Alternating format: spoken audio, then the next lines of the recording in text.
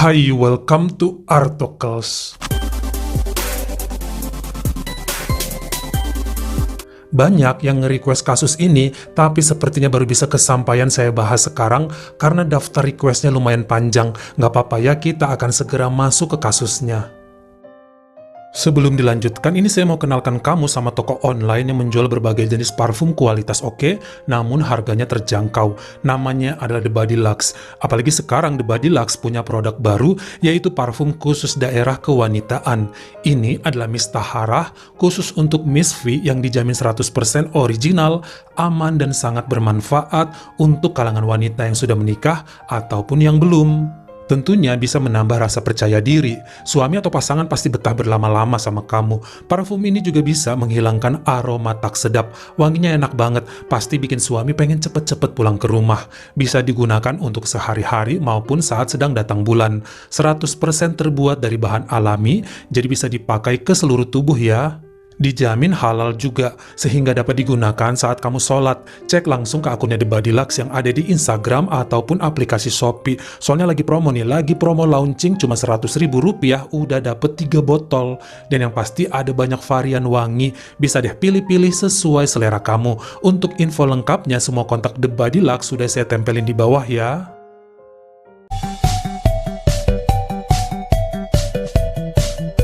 Kita kenalan dulu ya dengan seorang pria yang lahir pada tahun 1982 bernama Ahmed Sidat.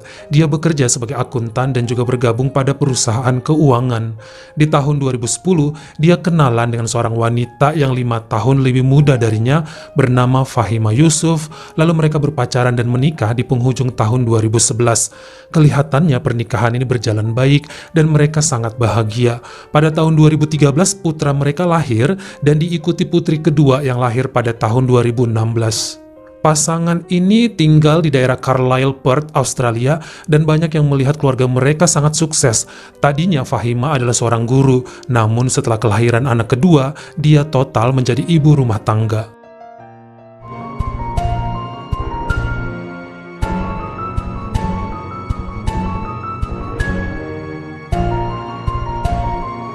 Namun kenyataan yang ada tidaklah semanis yang terlihat sama orang. Hubungan antara Ahmed dengan sang istri Fahima sangat cepat hambarnya bagi Ahmed. Setelah putri mereka lahir dikatakan Ahmed mulai kecanduan sama judi dan hampir nggak pernah ada di rumah. Dia mulai pelit tentang keuangan dan mengatakan sedang ada masalah di kantornya yang bikin gajinya selalu tertunda. Namun hal ini justru sering membuat Fahima curiga karena orang kantor katanya sering nanya di mana Ahmed, dan beberapa kali debt collector juga datang ke rumah mereka menagih hutang yang katanya dibuat sama sang suami. Sebenarnya Fahima sang istri nggak percaya bahwa Ahmed punya hutang karena setiap ditanyain Ahmed selalu bilang ada kesalahan itu debt kolektornya, dia nggak punya hutang dan bilang sebenarnya temennya yang hutang, tapi karena orangnya kabur jadi Ahmed yang dikejar sebagai penjamin. Namun semakin hari kecanduan judi Ahmed terasa semakin menjadi. Fahima mikir ada yang nggak beres nih dengan keuangan suaminya, tapi dia nggak berani konfrontasi karena sang suami ini cukup galak.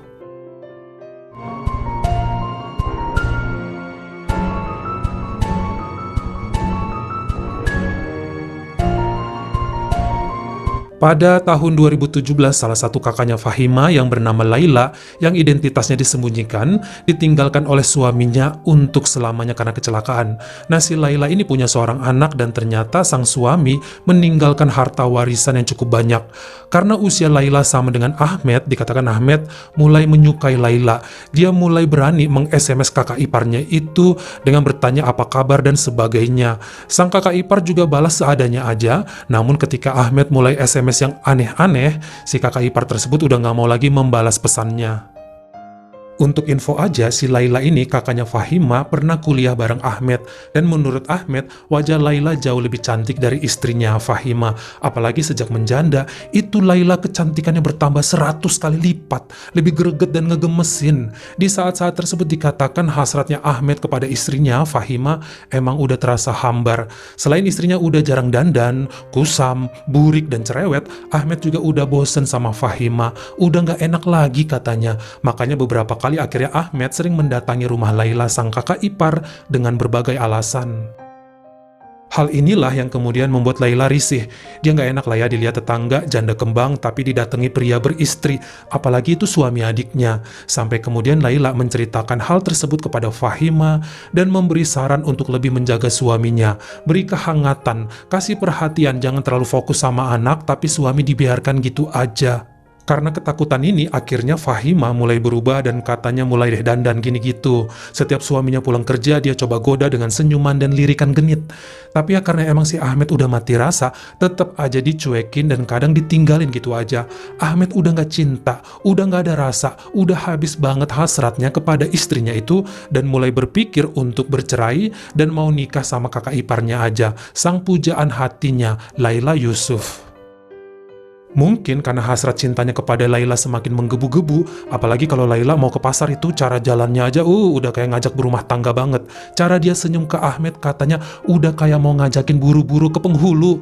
Ini semua membuat Ahmed kagak nahan, ampe pusing ke ubun-ubun. Dia pun mulai nanya-nanya ke temennya apakah boleh menikahi saudara ipar jika kita sudah bercerai dengan istri. Banyak yang bilang bisa aja, namun biasanya akan jadi aib keluarga dan kakak iparnya juga pasti bakal menolak. Kecuali sang istri meninggal, baru deh lebih masuk akal untuk menikahi kakak ipar. Istilahnya turun ranjang. Dalam agama hal tersebut juga dibolehkan, kata teman-temannya begitu. Hal-hal inilah yang kemudian jadi bahan pertimbangan Ahmed. Dia browsing katanya di internet, ternyata dalam agama Islam boleh menikahi kakak ipar jika kita sudah resmi bercerai atau istri meninggal. Tapi jika Fahima masih hidup pasti si Laila nggak bakal mau menikahinya karena bakal terasa canggung ya. Makanya Ahmed pun berpikir untuk menghabisi nyawa istrinya tersebut. Baru deh dia browsing banyak hal, termasuk cara membunuh supaya tidak meninggalkan jejak, cara menghilangkan mayat supaya nggak ketahuan, bahkan cara mengkremasi jasad supaya nggak memakan waktu yang lama. Dalam masa memikirkan cara untuk membunuh istrinya tersebut, ternyata debt collector semakin sering datang ke rumahnya dan kecanduan judinya Ahmed nggak hilang-hilang. Selain debt collector, ada juga beberapa orang datang dan menyatakan mereka mau menagih hutang kepada Ahmed dalam jumlah yang besar. Hal ini bikin Fahima resah dan memberanikan diri menelepon ke kantor tempat Ahmed bekerja, lalu nanyain apakah memang benar ada temennya yang berhutang tapi membuat Ahmed jadi jaminan. Benarkah kantornya lagi krisis keuangan banget makanya gaji selalu ditunda? Namun jawaban yang diterima dari pihak kantor justru mengagetkan Fahima. Mereka mengatakan bahwa Ahmed sudah dipecat hampir sebulanan ini karena menipu banyak klien mereka. Langsung deh Fahima kaget dan bersiap untuk melabrak sang suami. Dikatakan pada hari Jumat jam 11 malam 31 Agustus 2018, Ahmed pulang ke rumah dan sang istri Fahima menunggu di tempat tidur. Awalnya Fahima menggoda Ahmed karena ternyata mereka udah hampir setahun tidak berhubungan suami istri. Tapi Ahmed menolak dan bilang dia lagi capek gara-gara kerja. Lalu Fahima ngamuk dan mengatakan, "Kamu kerja apaan? Kantor kamu bilang udah dipecat sebulan karena bawa kabur duit orang." Disinilah kemudian Ahmed ngamuk karena merasa urusannya diganggu. Dia kesel karena Fahima terlalu banyak bacot dan kemudian memukul istrinya itu. Dia mencekik Fahima di kamar yang sama di mana kedua anaknya sedang tidur. Tapi ternyata kesabaran Fahima sudah sampai pada batasnya. Dia melawan dan memukul Ahmed juga. Segera Ahmed lari ke garasi dan mengambil dongkrak mobil, lalu memukul kepala Fahima berulang kali sampai dia enggak sadarkan diri. Karena anak-anaknya enggak terbangun saat itu, Ahmed mikirnya ya udah sekalian aja deh jalanin rencananya biar istrinya mati dan dia bisa menikah sama kakak iparnya. Ahmed kemudian ke pekarangan belakang dan menggali dengan cangkul lubang yang seukuran tubuh istrinya, tidak terlalu dalam, dan kemudian menggendong tubuh Fahima ke sana. Namun saat mau dikuburkan ternyata sang istri siuman, sadar, dan sempat berkata, "I love you." Ahmed kaget lalu mengambil pisau dari dapur dan menusuk dada tengah Fahima sambil mencongkel jantungnya. Yakin bahwa sang istri sudah meninggal, lalu Ahmed menguburnya secara asal-asalan.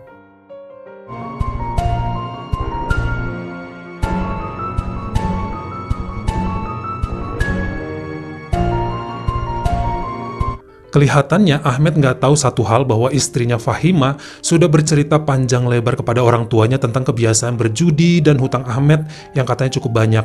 Bahkan Laila dan Fahima juga cerita kepada orang tua mereka betapa gatalnya si Ahmed menggoda-goda Laila dan selalu memuji kemolekan tubuh Laila yang katanya seperti buah mangga yang ranum. Makanya setelah beberapa hari nggak ada kabar dari Fahima, orang tuanya lalu melaporkan kepada polisi hal tersebut dan cerita juga betapa Ahmed tipe suami yang suka menyiksa.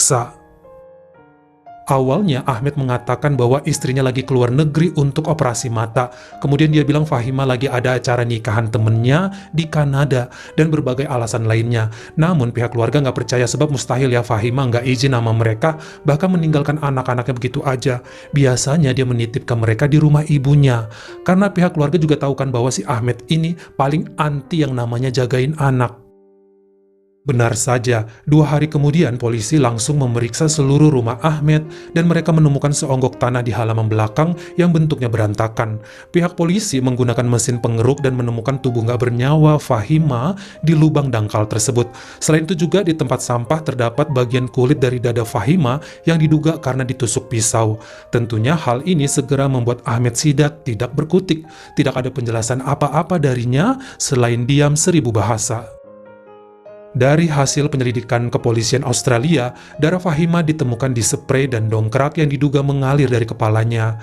Bahkan polisi juga menemukan histori pencarian Google si Ahmed tentang banyak hal, cara kremasi tubuh, cara menikahi kakak ipar, cara membunuh dengan menggunakan air, tempat terbaik untuk membunuh orang, melenyapkan mayat tanpa ketahuan, dan hal lainnya, termasuk mencoba memalsukan pembunuhan, seakan-akan itu adalah usaha Fahima untuk menghilangkan nyawanya sendiri.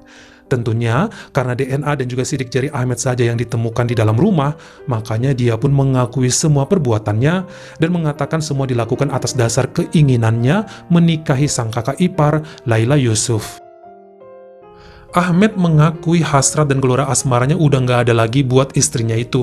Api cintanya sudah padam dan semua justru semakin menggebu-gebu kepada sang kakak iparnya yang sudah menjadi janda. Setiap kakak iparnya mampir ke rumah mereka, pasti Ahmed sesak nafas. Kakak iparnya lagi minum air aja langsung Ahmed melojotan. Seakan pesona cantik Laila ngajakin dia buat naik pelaminan. Namun banyak juga yang beranggapan bahwa Ahmed hanya mau mengejar Laila karena harta warisan dari mantan suaminya banyak. Jadi lumayan buat bantu nutupin hutang. Kenapa hutang? Betul sekali, ternyata sedikitnya 90 orang klien dari Ahmed yang katanya menjadi konsultan keuangan itu membuat laporan mereka ke polisi bahwa mereka ditipu olehnya dengan berbagai alasan. Bahkan salah satu klien, akta tanahnya berhasil direbut sama Ahmed, kemudian digadaikan dan uangnya dipakai untuk menutupi hutang judinya. Akibatnya, si klien tadi pun diusir dari rumahnya tersebut. Data yang dikumpulkan polisi menyatakan Ahmed Sidhat menggelapkan total 5 juta dolar Australia atau 53 miliar rupiah dari 97 orang klien.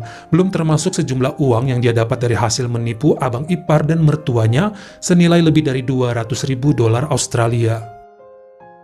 Pada saat persidangan di Supreme Court Australia bagian Barat, akhirnya Ahmed Sidhat mengakui semua kejahatannya untuk menghindari hukuman mati.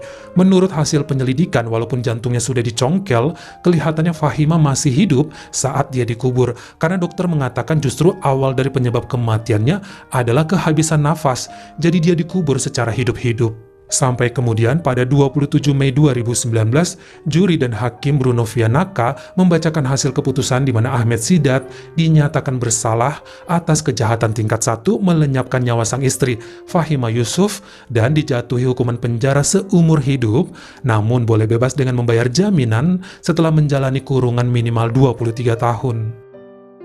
Tahun berikutnya, yakni pada September 2020, sidang untuk penipuan klien Ahmad Sidhat dilaksanakan. Ayahnya Ahmed dikatakan menjual rumahnya yang ada di Afrika Selatan senilai 1,9 juta US dollar dan dipakai untuk menutupi sebagian hutang ke klien. Sisanya ternyata Ahmed harus tetap mendekam di penjara. Dia ditambahi hukuman 10 tahun kurungan atas kasus penipuan dengan syarat rumahnya akan dilelang pengadilan untuk menutupi penggantian dana klien lainnya. Orang tua Fahima kemudian juga mendapatkan hak asuh penuh atas kedua anaknya dan Ahmed dilarang menemui mereka sampai usia anak-anak tersebut sudah menginjak 18 tahun. Bagaimana menurut kamu? Apakah sebenarnya cinta sejatinya Ahmed adalah Laila atau Laila aja nih yang gak peka terhadap perasaan Ahmed, makanya semua jadi kacau? Kamu komen di bawah. Kalau kamu suka sama video ini, jangan lupa klik like dan juga tombol share-nya. Buat yang baru pertama kali mampir atau udah sering mampir tapi belum berlangganan, jangan lupa klik dulu tombol subscribe. Dan juga dinyalain notifikasinya supaya lain kali kalau misalnya saya upload video baru, kamu jadi orang pertama yang tahu. Follow juga Instagram saya jika berkenan di Artokels S-nya 2. Dan jangan lupa untuk nontonin semua video saya yang lainnya. Ingat, tetap jaga jari dan juga lidah kita supaya nggak nyakitin hati orang lain. Terima kasih.